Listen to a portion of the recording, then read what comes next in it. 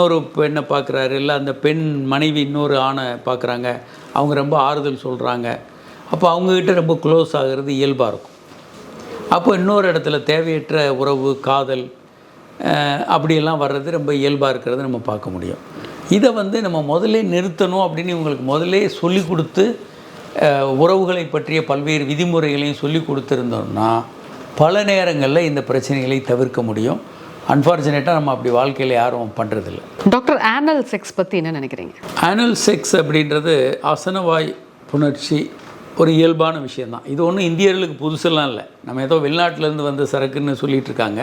2000 வருடங்களுக்கு முன்பாக காமசூத்ராவில் வாத்சாயனார் சொல்லாத விஷயங்களே கிடையாது.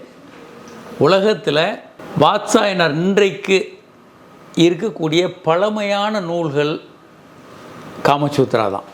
எழுதப்பட்ட அல்லது கிடைத்த பழமையான நூல் காமசூத்ரா. காமசூத்ராவை உலகுக்கு கொடுத்த கொடை, இந்தியாவினுடைய கொடை காமசூத்ரா. அதில் எல்லா விஷயங்களும் இருக்குது. ஆசனவாய் புணர்ச்சி மட்டும் இல்லை, மிருகங்களோட உறவு, குதிரையோட உறவு, பாம்பு, என்னென்னலாம் நீங்கள் ஆபாசம் தவறுன்னு நினைக்கிறீங்களோ அத்தனையும் உள்ள.